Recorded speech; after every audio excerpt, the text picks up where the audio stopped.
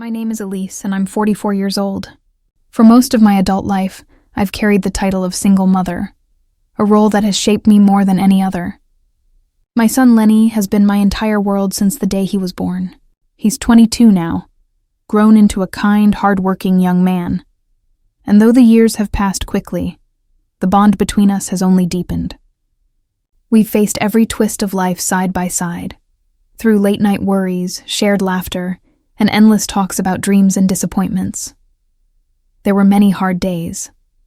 I juggled 2 jobs at one point, just to keep our little apartment and make sure he never felt the weight of what we lacked. But no matter how difficult things got, we always had each other.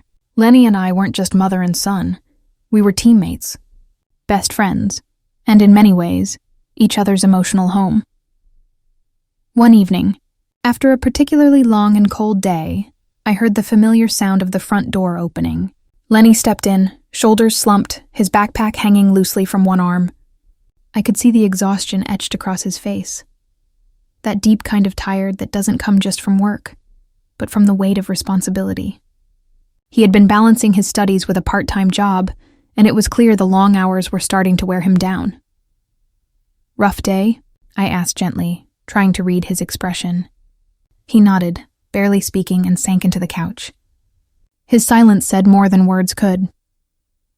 The night air outside was biting cold, so I fetched a thick blanket and tucked it around him the way I used to when he was little. For a moment, I just stood there, watching him rest, this tall young man who used to fit in my arms. His face, though tired, still held traces of the little boy I once knew. My heart swelled with pride, but also with a strange ache, a mix of love, nostalgia, and the quiet sadness that comes when you realize your child is no longer a child. As he slowly drifted off to sleep, the house fell into a deep stillness. The hum of the heater, the faint ticking of the clock, even my own heartbeat. Everything felt louder in that silence. I sat beside him and thought about how much life had changed. Despite the years, the struggles, and the growth, one thing remained constant: the invisible thread that tied us together. It wasn't strange or unhealthy. It was the unshakable bond of 2 souls who had survived everything hand in hand. Just then, the doorbell rang, breaking the quiet. I hesitated for a second, not wanting to wake Lenny, before heading to answer it. Standing at the door was our neighbor, Mark, a kind man in his early 50s who had always been polite and helpful.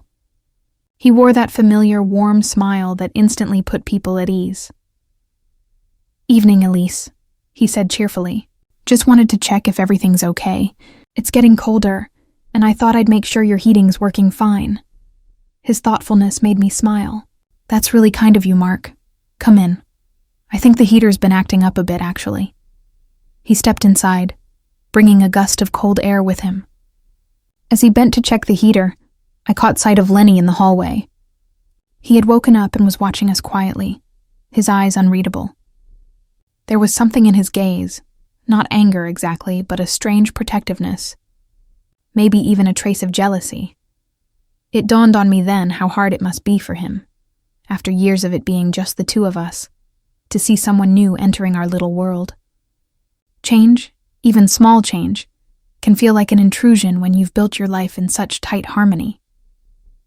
When Mark finished checking the heater, he smiled again and said, "All set.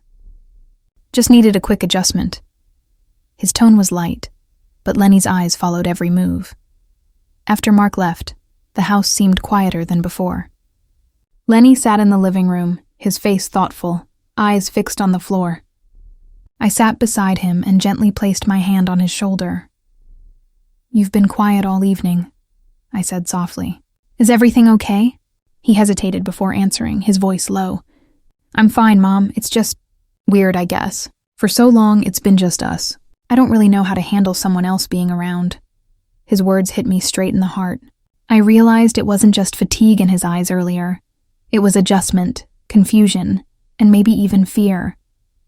The world around us was shifting, and after so many years of being each other's constant, the idea of letting new people in felt unfamiliar, almost unsettling.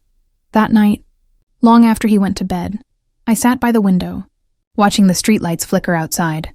I thought about what he had said, about how I felt too. He wasn't the only one uncertain about change. I had built my whole life around caring for him. What did it mean if things began to change now? If he started building a life beyond me, and if I too opened my heart to something or someone new? Morning came quietly. The air was crisp, and sunlight spilled softly through the curtains. But something felt different, heavier. Lenny stayed in his room longer than usual. I made breakfast, hoping the smell of fresh coffee and toast would draw him out. Eventually, he joined me at the table. He looked thoughtful, almost hesitant. After a moment of silence, he finally said, "Mom, I know I've been acting strange. It's just, change scares me. For so long, it's been you and me against the world. I'm not sure I'm ready for that to feel different." I reached across the table and took his hand. "Lenny," I said gently, "no matter what changes around us, that won't ever change. We won't change. You'll always be my son, and I'll always be here for you. But life doesn't stand still. We both deserve to grow, to have new experiences, to welcome people who bring warmth and happiness into our lives. It's okay to move forward. That doesn't erase the past. It just adds to it." He didn't say anything right away, but I could see his eyes soften. The words had found a place in his heart. A few days later, Mark stopped by again, this time with a small toolbox to fix a loose vent in the hallway.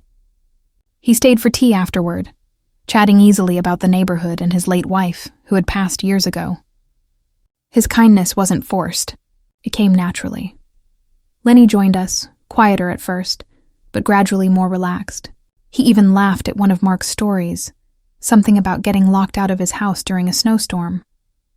The laughter felt like a small victory. It was light, genuine, and for the first time in a long while, the house felt alive again. That evening, after Mark left, I stood by the window once more, looking out at the quiet street. My heart felt lighter. Life, I realized, is never still. It changes, stretches, and tests us in ways we don't always expect, but that's how we grow. I glanced at Lenny, who was now reading on the couch, the lines of tension on his face slowly fading. The heaviness that had once filled the air was gone, replaced by something new, acceptance, maybe even peace. As I turned off the lights that night and headed to bed, one thought stayed with me. Life would never be simple.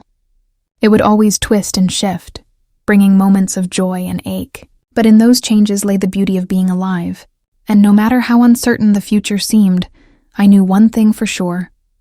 Lenny and I would face it together, open to whatever the next chapter might bring.